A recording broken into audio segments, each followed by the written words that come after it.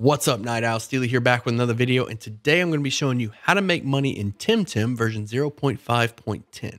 Now, the reason the version is important is this game is in early access, so they're constantly pushing out new updates. So make sure you check your version, as the information in this video could be out of date, hopefully soon. Let's get the easy stuff out of the way first. If you haven't beaten the game yet, then the best option for you to make money is to just push on through and beat all of the tamers and collect all the items that you can sell.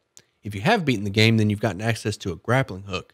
You can use that grappling hook to reach new areas, for more tamers to beat and gain money, as well as new items that you can sell. Now let's get into the meat of the guide. Your primary source of income is going to come from the FreeTem Organization, which is located right next door to the breeding center on the island of Omninesia. I'm sure I'm pronouncing that wrong. So this organization is going to pay you for releasing Temtem out into the wild. The payout is based off of the species and the level of the Temtem. I'll leave a link to this website in the description, which will actually tell you your payout based off of the level and the species of the Temtem that you've caught. So we've captured this level 14 Hidoti, and according to the website, if we release it, that should net us 44 pansuns. So we'll let it go, and then we're going to head over to the building, and then we're going to go inside, speak to the coordinator behind the counter, and she should pay us out 44 pansuns. Boom. This is how you make money in Temtem. Now that you understand the basics of making money in Temtem, I want to go over some of the more efficient ways.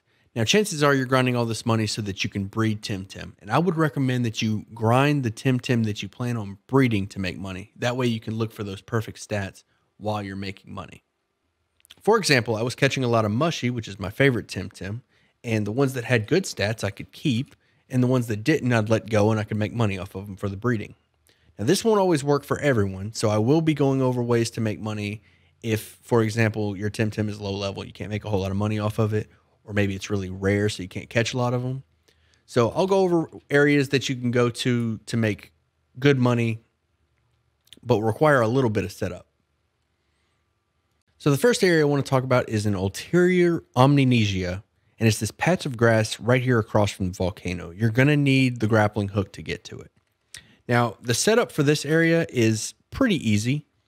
It requires 2 Y-plumps, and they need to be using the ability Cold Breeze, and I'll show you in just a second why that is. You're also going to want to have your 4-leaf clover. That's essential for everything that you do as far as capturing goes. So 2 Y-plumps with Cold Breeze, and you're going to be in this patch of grass to the bottom right here. So we're going to find magmies and mashtions. Mashtions are the big money, but the magmies are worth a little bit. So when you get into combat with a magmy or a mashton, you want to focus on 1 at a time if you run into 2, and you want to use Cold Breeze right away. Both Y-plumps, Cold Breeze. This will cause the magmy to freeze as you're chilling them, and then you're freezing them right away. And then you can just simply throw your Tem cards at it to capture it while it's frozen. If you have the 4-leaf clover, most of the time you'll be able to capture it 1 or 2 throws, no problem. And the great thing about this location is it's only these magmies. It's very consistent. It's only these. Ooh, that one's got perfect defense. I'm going to keep that one. So it only has these magmies, and it's relatively close to a center. So if you can grapple right across here, slide across this, and then you're here to heal. And you can also buy Tem cards from this vendor right next door. So this is the first area, and it's pretty decent income if you don't want to have a whole lot of setup. The next area I'm going to be talking about requires a great deal of setup, but for this one's a good starter one. You can buy your Tem cards here. The next area I want to talk about is Ukamasino, which is in Tukma, right here at the bottom right.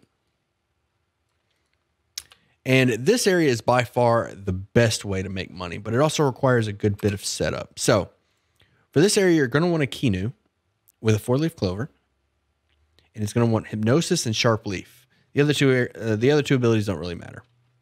You're also going to need a Nestla, and it needs to have Electric Synthesis and a Lure. He's going to be soaking all the damage.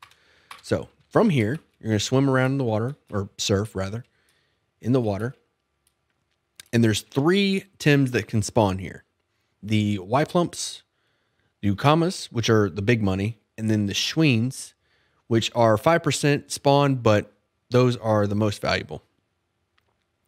So your typical run through will be to open up with a Sharp Leaf and a water blade from your Nestle. I forgot to mention the Nestle's abilities. You're going to want water blade and ice stalactite.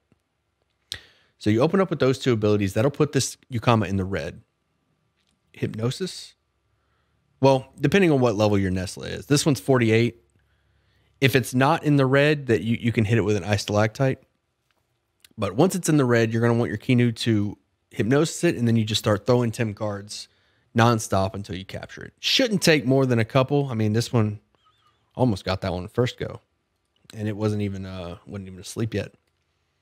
And that's going to be typically your 1 through. You're going to use the same abilities on the Y plumps and the swings. So if you run into 2 Tims at a time, you want to focus down 1 at a time. You don't want to divide. Just pick one, get it in the red, put it to sleep, and then just throw Tim cards at it until you have it, and then do the same process on the next one. And be sure to watch out for their stamina. They will kill themselves by running out of stamina. So that's something to keep in mind. So we caught this one, no good stats, release it, and I think he's worth 200. I don't know, I have to check the site, but he's worth a good bit. Just be careful that you don't knock him out with the abilities. Don't use your chain lightning unless you're low on health. And that's that. And the most obvious way to make money, other than running solo, would be the multiplayer aspect of the game. And that's breeding perfect Tims and selling them. That would be... These methods are good for your first perfect Tim. But once you kind of hit the ground running and you've got the process going, then you should take those perfect Tims and your breeding to Reddit, to Discord, wherever you can find somebody that will buy them. And then believe me, there's plenty. I've even seen auctions on Twitch, and you can sell your Tims and make just tons of money that way if they have perfect stats. Or if you're out here and you find a Luma, those are also worth a lot of money, and that can fund your breeding easily. So I hope you enjoyed the video. If you did, you know how YouTube works. Hit those buttons. Leave a comment down below. Let me know how you make money. If you've got a better location, let me know. And be on the lookout for a breeding guide. I'm working on the breeding guide. I wanted to get this one done first because this is going to be like your foundation for breeding. So hope you enjoyed it. Hit the buttons. And as always, I'll see you at sundown.